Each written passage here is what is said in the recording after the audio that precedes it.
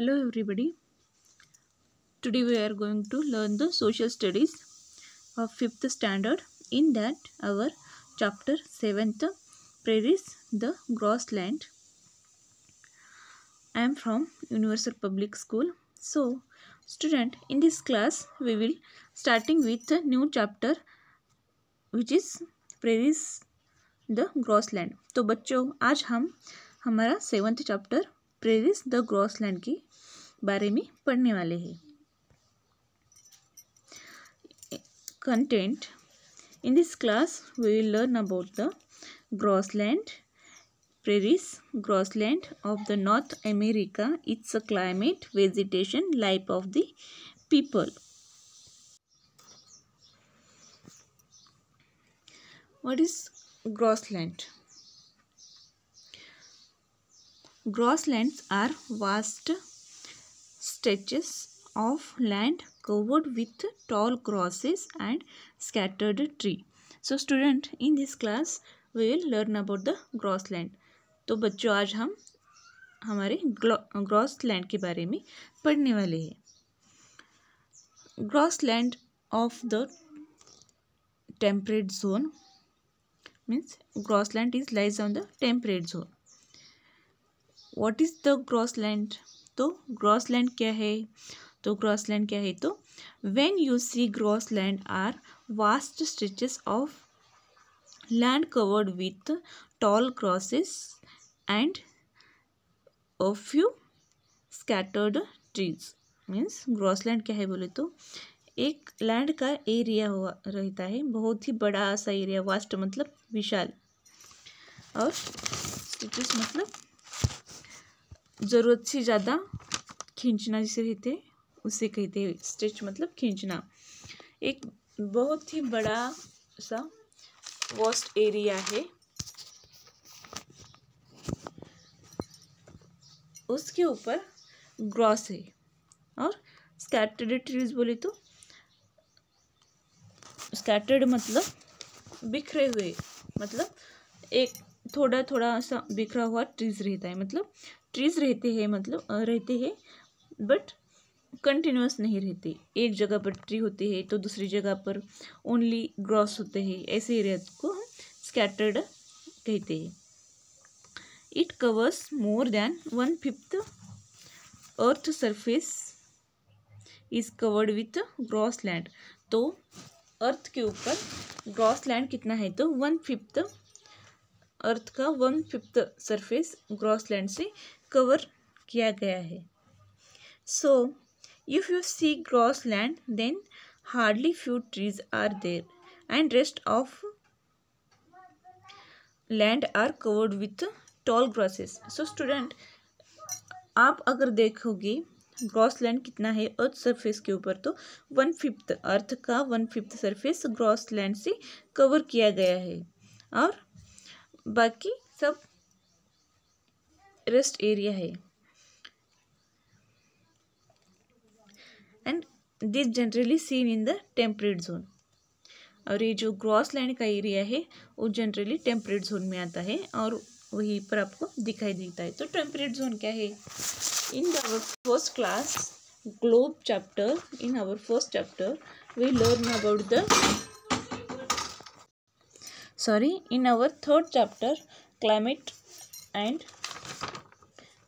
Weather and climate, in that we discuss about the temperate zone. तो बच्चों हमारा third chapter weather and climate में हमने अर्थ के जोन के बारे में पढ़ा हुआ है. उसमें टॉरिड जोन है, टेम्परेट जोन है, फ्रिजिड जोन है.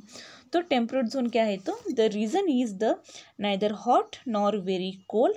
It lies between the torrid zone and the frigid zone in both the hemisphere. मतलब जो टेम्परेट जोन क्या है? तो अर्थ का जो torrid zone and frigid zone के बीच में का जो एरिया है उसे हम टेम्परेट जोन कहते हैं. और it lies the temperate zone lies between the 23.5 degree at north and 66.5 degree north in the northern hemisphere. तो बच्चों टॉरिड जोन टेम्परेट जोन कहाँ पर है तो टॉरिड जोन और फ्रिजिड जोन के सेंटर में टेम्परेट जोन आता है। नॉर्थन हेमिस्फेयर में भी और साउथर्न हेमिस्फेयर में भी टेम्परेट जोन आता है। और टेम्परेट जोन कहाँ पर है तो अर्थ का जो इक्वेटर का लाइन है, जीरो इक्वेटर का लाइन है, वहाँ से उससे ऊपर 23.5 डिग्री एट नॉर्थ हेमिस्फेयर में, नॉर्थन हेमिस्फेयर में देखिए आप यहाँ पर पिक्चर में, यहाँ पर 23.5 डिग्री नॉर्थ और 66.5 एट नॉर्थ, वो जो एरिया है ट्रॉपिक ऑफ कैंसर और आर्टिक ऑफ कैंसर सर्कल का लाइन आपको बताया गया है, उस बीच में का जो एरिया है टेम्परेट जोन का एरिया है, यहाँ पर पिक्चर में आपको क्लियरली बताया गया है। And temperate zone lies between the 23.5 degree at north and 66.5 degree north in the northern hemisphere. Northern hemisphere में 23.5 डिग्री टू 66.5 डिग्री जो अर्थ का मेजरमेंट करके आपको बताया गया है, वो आपका टेम्परेट जोन है। And between 23.5 at south and 66.5 degree at south in the southern hemisphere, और साउथर्न हेमिस्फेयर में भी आपको वही टेम्परेट जोन दिखाई देता है, वो भी 23.5 डिग्री टू 66.5 डिग्री, मतलब 23.5 degree at south and 66.5 degree at south. इसके बीच में का जो एरिया है उसे हम टेम्परेट जोन कहते हैं, अर्थ का टेम्परेट जोन कहते हैं। वहाँ पर जो टेम्परेचर होता है वो मॉडरेट होता है, मतलब ज़्यादा कोल्ड भी नहीं रहता और ज़्यादा हॉट भी नहीं रहता। तो टॉरिड जोन में हमारा टेम्परेचर बहुत ही ज़्यादा हॉट रहता है, एंड फ्रिजिड जोन में temperature vary less, it is cold, मतलब फ्रिजिड जोन में बहुत ही ज़्यादा कोल्ड रहता है एंड टॉरिड जोन में बहुत ही ज़्यादा हॉट रहता है। But in temperate zone there is a moderate temperature, और ये जो हमारा टेम्परेट जोन होता है वहाँ पर हमारा टेम्परेचर, अर्थ का टेम्परेचर मीडियम रहता है। Most of the grassland are located in the temperate zone, तो most of the grassland are located in the temperate zone, क्योंकि टेम्परेट जोन का टेम्परेचर मॉडरेट रहता है, मतलब ज़्यादा हॉट नहीं रहता और ज़्यादा कोल्ड भी नहीं रहता, मीडियम रहता है, इसीलिए most of the grassland are located in the temperate zone, मतलब ज़्यादा टेम्परेचर गर्म भी नहीं रहता और ज़्यादा ठंड भी नहीं रहता, इसकी वजह से टेम्परेट जोन में ग्रॉसलैंड दिखाई देते हैं। ग्रॉसलैंड मतलब घास का मैदान। The grassland are known by the different name in the countries, different countries, तो ग्रॉसलैंड को डिफरेंट कंट्रीज में डिफरेंट नेम दिया गया है। The major grassland of the world are North America, there were called to grassland, prairies, South America, in South America we going to call to grassland, that name is pampas. In Russia that's the name is steppes. In Australia we are going to call to grassland downs. South Africa, there in South Africa we are going to call that vales. तो बच्चों different area में ग्रॉसलैंड को different name दिए गए हैं, मतलब अलग अलग एरिया में ग्रॉसलैंड को अलग अलग नेम दिए गए हैं। नॉर्थ अमेरिका में हम उसे प्रेरीज कहते हैं, प्रेरीज मतलब घास का जो बड़ा मैदान होता है उसे हम प्रेरीज कहते हैं। रशिया में हम उसे स्टेपस कहते हैं, ऑस्ट्रेलिया में डाउन्स कहते हैं, और साउथ अफ्रीका में वेल्स कहते हैं। ये डिफरेंट जगह पर हम उसको डिफरेंट नाम देकर उसको पहचानते हैं। नेक्स्ट है temperate grassland of the world. Temperate zone में जो ग्रॉसलैंड है उसका पिक्चर आपको यहाँ पर बताया गया है। एक पिक्चर है आपका बुक का पेज नंबर 51 में, जो पिक्चर है वही पिक्चर यहाँ पर आपको दिखाया गया है। ये जो अर्थ का सरफेस है उस पर जो जहाँ पर टेम्परेट जोन आता है वहाँ पर का ये पिक्चर है। यहाँ पर जो ग्रीन कलर में आपको बताया गया है वो ग्रॉस लैंड है। In the earth surface the gross land most of the gross land is in temperate zone and 1/5 of the earth surface is covered by grassland।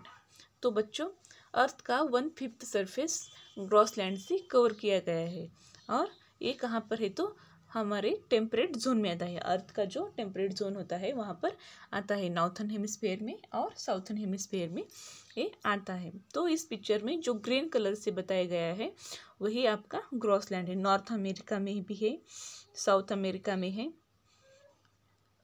Europe में भी है, ऑस्ट्रेलिया में भी आपको ये बताया गया है, रशिया में भी ये आपको बताया गया है। यहाँ पर वेल्स है, वही साउथ अफ्रीका में भी आपको बताया गया है। तो ये आपका पिक्चर है, ये आपका बुक का पेज नंबर 51 के ऊपर है। The word prairies comes from a French word meaning meadows। ये वर्ड कहाँ से आया है तो prairies फ्रेंच वर्ड से आता है और इसका मीनिंग meadows है।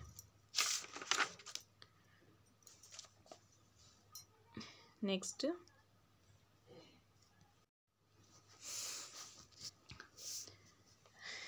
here the prairies are vast stretch of land in the center of North America। तो prairies क्या है तो एक घास का बड़ा मैदान होता है। prairies मतलब घास का बड़ा मैदान। ये vast stretch of land मतलब vast मतलब विशाल, stretch मतलब तान, ज़रूरत से ज़्यादा खींचना जिसे कहते हैं उसे हम stretch कहते हैं। तो नॉर्थ अमेरिका के सेंटर में ये प्रायरीज का वास्ट स्ट्रेच्ड एरिया है, लैंड है, मतलब ये नॉर्थ अमेरिका के सेंटर में प्रायरीज है। प्रायरीज लैंड मतलब ग्रॉस लैंड अवेलेबल है। This land is either flat or hilly and covered with tall grass for miles and miles. और ये लैंड कैसा है तो ये लैंड कहीं पर फ्लैट है और कहीं पर हिल है, हिली एरिया में है और पूरी तरह से ग्रॉस से, टॉल ग्रॉस से कवर किया है। वो भी माइल्स एंड माइल्स मतलब माइल्स और माइल्स मतलब बहुत ही ज़्यादा डिस्टेंस में, माइल्स डिस्टेंस में वो ग्रॉस से कवर किया गया है।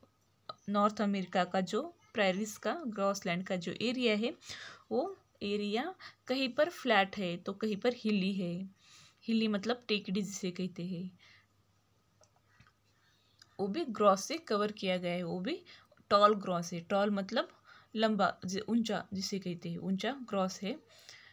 वो भी माइल्स एंड माइल्स में कवर किया गया है। Hardly any trees are found. Hardly वहाँ पर थोड़े सी ट्रीज देखने के लिए मिलते हैं क्योंकि जो ग्रॉस लैंड का एरिया है वो स्कैटर्ड एरिया है, इसलिए वहाँ पर कहीं तो देखने के लिए ट्री मिलते हैं। और जो एरिया है वो नॉर्थ अमेरिका के सेंटर में मौजूद है। और यहाँ पर पिक्चर में देखिए आपको, यहाँ पर पानी है, उसके अंदर एक बाइसन एनिमल है। वहाँ पर जो एनिमल है उसे हम बाइसन कहते हैं। कहीं पर हिल्स है तो कहीं पर फ्लैट एरिया है और कहीं पर थोड़े से ट्रीज है।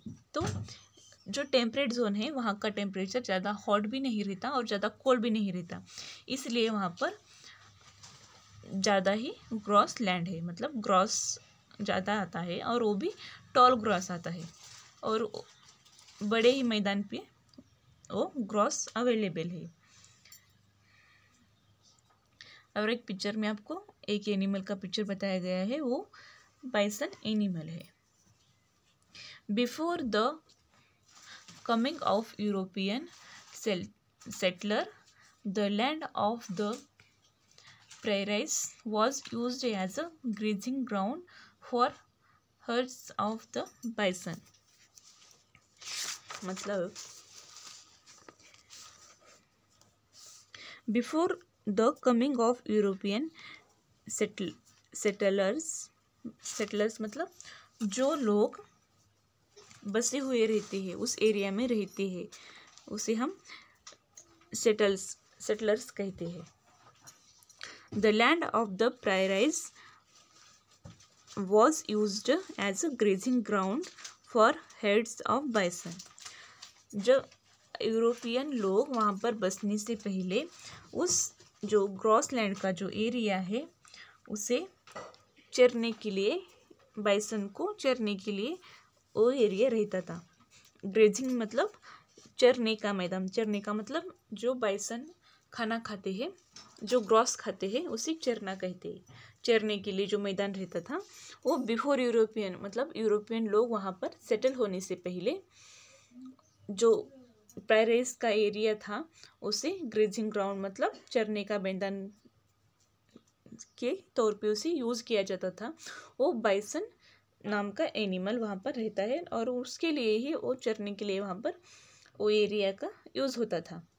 The bison were merciless hunted and today they are almost extinct। ये जो बाइसन है, एनिमल है बाइसन, ग्रॉसलैंड में पाया जाता है और वो मेर्सिलेसली मतलब निर्दयता जिसे कहते हैं, बेरहम मतलब उनकी वो बहुत ही ज़्यादा बेरहम रहते हैं। और हंटेड मतलब शिकार करना। बाइसन निर्दयी और शिकार करने वाले रहते हैं, एनिमल रहते हैं। And today they are almost extinct मतलब लुप्त होना, मरे हुए हैं मतलब ज़्यादा बाइसन्स अभी नहीं है। विलुप्त, एक्सटिंक्ट मतलब विलुप्त होना, मरा हुआ जिसे कहते हैं। तो nowadays bison are almost extinct. Next we will see the climate. So dear student, what is climate? Climate is a weather condition for a long time period. तो climate क्या है? तो लॉन्ग टाइम पीरियड के लिए जो weather का condition रहता है उसे हम क्लाइमेट कहते हैं। तो अब हम प्रायरेस जो एरिया है उस एरिया का क्लाइमेट के बारे में पढ़ेंगे। Prairies are located in the temperate zone. The winter are cold and summer are hot. तो ये जो एरिया है प्रायरेस का, ये जो नॉर्थ अमेरिका में जो स्थित है प्रायरेस, नॉर्थ अमेरिका के सेंटर में प्रायरेस एरिया ये जो स्थित है, वहाँ का जो टेम्परेचर है वो टेम्परेट जोन में आता है और वहाँ का टेम्परेचर विंटर में कोल्ड रहता है और समर में हॉट रहता है। ऐसा क्यों रहता है? तो जो अर्थ के 3 जोन है, one is torrid zone, temperate zone and frigid zone. तो टेम्परेट जोन हमारा टॉरिड जोन और फ्रिजिड जोन के बीच में आता है, सेंटर में आता है। वो वहाँ पर टेम्परेचर मॉडरेट रहता है, ज़्यादा कोल्ड भी नहीं रहता एंड ज़्यादा हॉट भी नहीं रहता। इसीलिए वहाँ का टेम्परेचर विंटर में कोल्ड एंड समर में हॉट रहता है। Moderate rainfall occur mostly in summer, और वहाँ पर मॉडरेट रेनफॉल समर में आता है। समर सीजन में वहाँ पर रेनफॉल मॉडरेट रेनफॉल आता है, मतलब मीडियम रेनफॉल आता है। There is an occasional rainfall and snowfall in winter, और विंटर सीजन में वहाँ पर स्नोफॉल भी होता है और बड़ा रेनफॉल आता है। मतलब रेनफॉल मतलब बारिश बड़ी बारिश होती है और स्नोफॉल भी वहाँ पर विंटर सीजन में भी होता है। यहाँ पर पिक्चर में बताया गया है। ये जो ग्रॉसलैंड का एरिया है आपको दिखाई दे रहा है, वो बहुत ही बड़ा मैदान है, उसे हम प्रायरेस कहते हैं। और वहाँ पर ज़्यादा ट्रीज नहीं है, कहीं ट्री दिखाई देते हैं तो कहीं ट्री दिखाई नहीं देते, ज़्यादा तो वहाँ पर ग्रॉस है, इसीलिए उस एरिया को ग्रॉसलैंड कहा जाता है, प्रायरेस कहा जाता है। और यहाँ का जो क्लाइमेट है, जो वेदर कंडीशन है, ये आफ्टरनून का वेदर कंडीशन है। तो इस यहाँ पर ज़्यादा क्लाउड आते हैं, रेनफॉल भी यहाँ पर होते रहता है मगर मीडियम रहता है। There is an occasional rainfall and snowfall in winter. Winter का क्लाइमेट कोल्ड होने की वजह से वहाँ पर जो रेनफॉल होता है वो ज़्यादा होता है एंड वहाँ पर स्नोफॉल भी होते रहता है। नेक्स्ट है वेजिटेशन मतलब वनस्पतियाँ। अब हम student, now we will discuss the vegetation of the grassland. So all of we know the climate of the prairies, the grassland is not so hot and not so cold because it is lies in temperate zone. तो बच्चों हम सभी जानते हैं तो climate कैसा है प्रायरीज का, तो ग्रॉसलैंड का क्लाइमेट कैसा होता है, तो ज़्यादा हॉट भी नहीं रहता एंड ज़्यादा कोल्ड भी नहीं रहता। ऐसे क्यों होता है, तो वो अर्थ के टेम्परेट जोन में आता है, इसीलिए वहाँ का टेम्परेचर मीडियम रहता है और स्नोफॉल भी वहाँ पर होती रहता है। तो अभी हम वेजिटेशन के बारे में पढ़ेंगे। वेजिटेशन मतलब वनस्पतियाँ। Vegetation consist mainly of grass and few trees. तो vegetation consist mainly grass and few trees. Mainly grass मतलब वहाँ पर ज़्यादा तो ग्रॉस रहता है। वेजिटेशन टेम्परेट जोन में जो वेजिटेशन आते हैं वो ग्रॉस एंड ट्रीज रहते हैं, ज़्यादा ट्रीज नहीं रहते, मोस्ट ग्रॉस ही वहाँ पर आते हैं।